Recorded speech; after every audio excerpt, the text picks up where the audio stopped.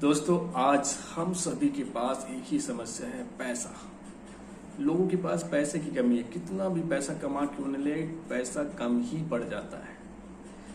अगर पैसे को सही तरीके से मैनेज नहीं किया गया, सही तरीके से मैनेजमेंट उनका नहीं किया, तो पैसे की तंगी, आर्थिक समस्या का सामना हम में से अधिकतर लोगों को करना पड़ता है दोस्तों।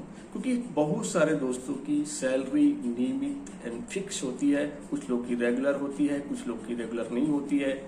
तो इसके कारण मैनेजमेंट करने की जरूरत बहुत ही महत्वपूर्ण है दोस्तों। हम अपनी सैलरी को तो अपनी मर्जी से बढ़ा नहीं सकते।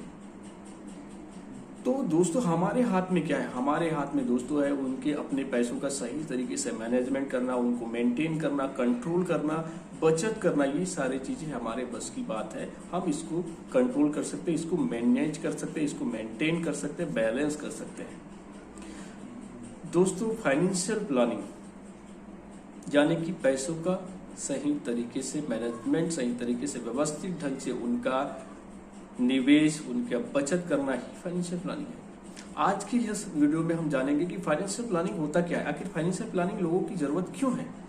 तो दोस्तों, मैं हूं अंकित कुमार साहू और आप देख रहे हैं यूट्यूब चैनल इंश्योरेंस पाठशाला में। आज की इस वीडियो में हम चर्चा करेंगे फाइनेंशियल प्लानिंग के बारे में। तो सबसे पहले हम जानते हैं कि फाइनेंशियल प्लानिंग का अर्थ क्या होता है। फाइनेंस का मतलब होता है दोस्तों कि वित्त, धन या फिर मनी। क्योंकि हम लोग अधिकतर यूज करते हैं फाइनेंस टर्म, थोड़ा सा हमको डर लगता है कि फाइनेंस चीजें क्या है, फाइनेंस। लेकिन फाइनेंस का सीधा और सिंपल सरल सा शब्द है कि फाइनेंस का मतलब होता है कि धन और संपत्ति या फिर मनी से है। और धन, फाइनेंस को हिंदी में कहा जाता है वित्त, वित्त मंत्रालय जैसे आप लोग सुनते हैं। वैसे ही प्लानिंग का अर्थ होता है दोस्तों योजना बनाना, प्लानिंग बनाना। अब इसकी परिभाषा से समझते हैं कि अपनी धन संबंधी आवश्यकताओं यानी कि फाइनेंशियल नीड्स को पूरा करने के लिए बनाए जाने वाली प्लानिंग को ही फाइनेंशियल प्लानिंग कहा जाता है। यानी कि धन संबंधी आवश्यकताओं को पूरी करने के लिए बनाई गई योजना को ही फाइनेंशियल प्लानिंग कहा जाता है। तो फाइनेंशियल प्लानिंग के अंतर्गत हमारी क्या चीजें आती है दोस्तों? फाइनेंशियल प्लानिंग के अंदर आता है फ्रेंड्स की फाइनेंशियल प्लानिंग में आपकी आती है इनकम, आपकी आती है इनकम के बाद आपका आता है खर्च और उसके बाद आता है आपका बचत। इन तीनों चीजों को मैनेज करना ही फाइनेंशियल प्लानिंग है एक्चुअल में। क्योंकि आप कितनी इनकम कर रहे हैं, आपकी इनकम के सोर्सेज क्या है और आपके खर्चे के सोर्सेज क्या है, आप कहाँ कहाँ पर पैसे खर्च कर रहे हैं, कहाँ पर पैसे निवेश कर रहे हैं, और आप वर्ष में कितना रुपए बचा रहे हैं, मंथली कितना बचा रहे हैं। यही चीजों को ही मैनेज करना ही फाइनेंशियल प्लानिंग है। फाइनेंशियल प्लानिंग की नीड्स ऑफ फाइनेंशियल प्लानिंग की आवश्यकता क्यों है?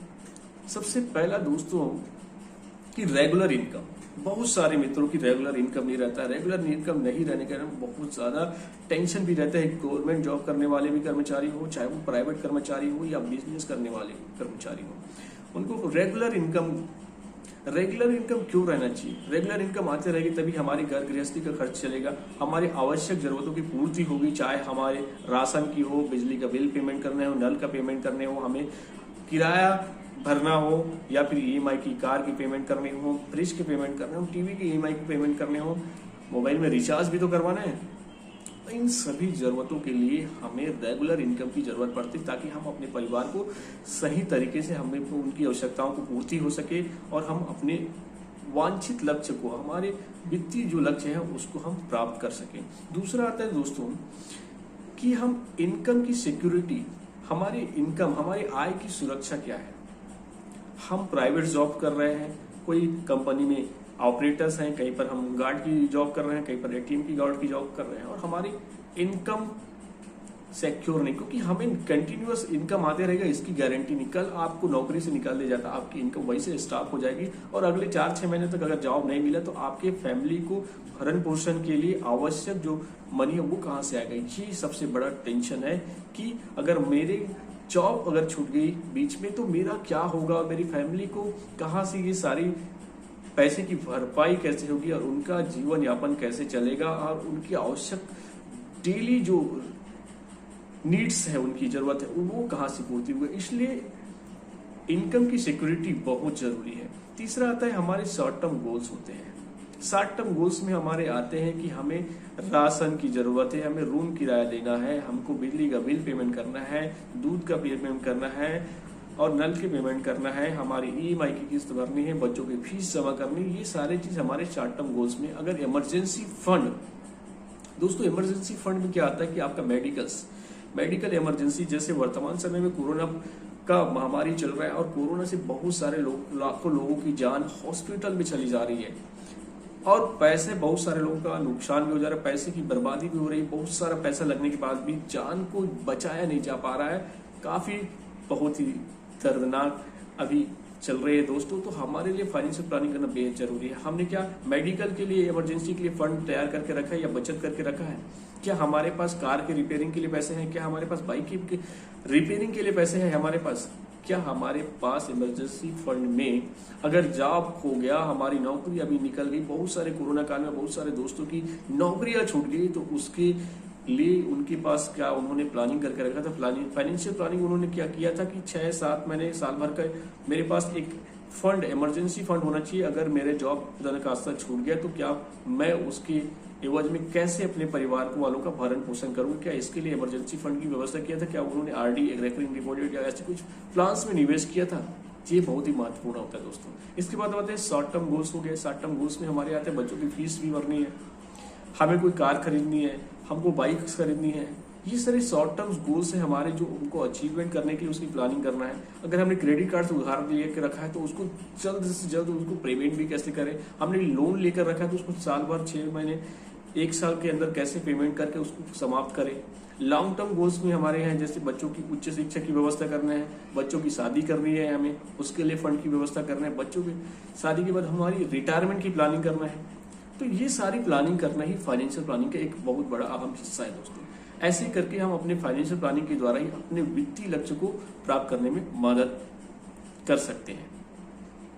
अब बात करते हैं दोस्तों कि बहुत सारे लोग हमें फाइनेंशियल प्लानिंग नहीं करते। मैं आप सभी से एक प्रश्न पूछता हूं कि कितने लोगों ने फाइनेंशियल प्लानिंग किया है, या कैसे आपने अपना पोर्टफोलियो बनाकर रखा है कि हम किस तरह से अपने इनकम को किस तरह से मैनेज करेंगे और कैसे हम कितना खर्च करेंगे, कितना बचत करेंगे, कितना कहाँ निवेश करेंगे, हमारे शॉर्ट टर्म गोल्स क्या है, हमारे लॉन्ग टर्म गोल्स क्या है। ये सारी चीज प्लानिंग की है, कितने सारे लोगों ने किया है ये मैं जानना चाहता हूँ। इसमें से अमूमन 2 से 5% ऐसे लोग होंगे जो फाइनेंशियल प्लानिंग किए होंगे। 95% के पास कोई भी ऐसा विजन नहीं है। हमारी गाड़ी जैसे है चलती रही, हम जैसे भी है खा रहे हैं, घूम रहे हैं, फिर रहे हैं, हमारे पास पैसा बचा नहीं है, कुछ भी नहीं है, जैसा चल रहा है वैसा चलने दो यार। तो अधिकतर लोगों की यही है कि जैसा चल रहा है वैसे चलने दो, उसी ढर्रे में चलती रहती है।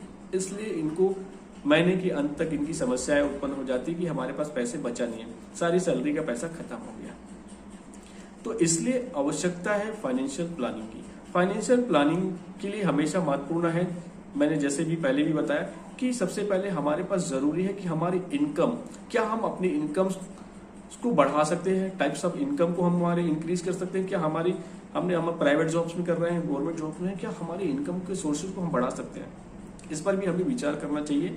दूसरा है कि हमारे खर्चे, क्या हम पहले निवेश करें फिर खर्च करें, हम पहले बचत कर ले, फिर हम जितना भी बचत करने के बाद जो बचता है हम उसमें अपना जीवन यापन करें, उसके बाद हम अपनी आवश्यक जरूरतों की पूर्ति के लिए बचत के बाद हम खर्च करना स्टार्ट करें। तो बेसिक फाइनेंशियल प्लानिंग में 3 चीजों पर बहुत महत्वपूर्ण है। वो है, पहला है इनकम, दूसरा है आपका सेविंग और तीसरा है खर्चे यानी कि स्पेंड, आप कितना खर्च करते हैं। तो आज की इस वीडियो को बस इतना ही, हमारा पहला पार्ट यहीं पर समाप्त करते हैं। दूसरे पार्ट्स में हम चर्चा करेंगे फाइनेंशियल प्लानिंग के बेनिफिट्स के बारे में, उनकी टाइप्स ऑफ बेनिफिट्स क्या है, क्या क्या बेनिफिट्स हो सकते हैं फाइनेंशियल प्लानिंग के, ये सारी चीजों के बारे में हम चर्चा करेंगे अगले वीडियो में। दोस्तों यह हमारा सीरीज है, हम फाइनेंस के ऊपर हम जिस सीरीज स्टार्ट कर रहे हैं, जिसका पहला पार्ट आज हमने समाप्त किया। अगले पार्ट्स में हम फाइनेंस से जुड़ी और भी चीजों को हम समावेश करेंगे। हमारे इस चैनल पर बने रहने के लिए हमारे चैनल को सब्सक्राइब कर लीजिए, बेल आइकन की घंटी को दबा दीजिए। साथ ही साथ वीडियो अगर अच्छा लगे तो दूसरों तक शेयर करना ना भूलें, ताकि दूसरों को भी मदद मिल सके और उनको भी हेल्प मिल सके फाइनेंशियल प्लानिंग करने में। तो दोस्तों इजाजत दीजिए। जय हिंद, जय भारत, जय चंद्र।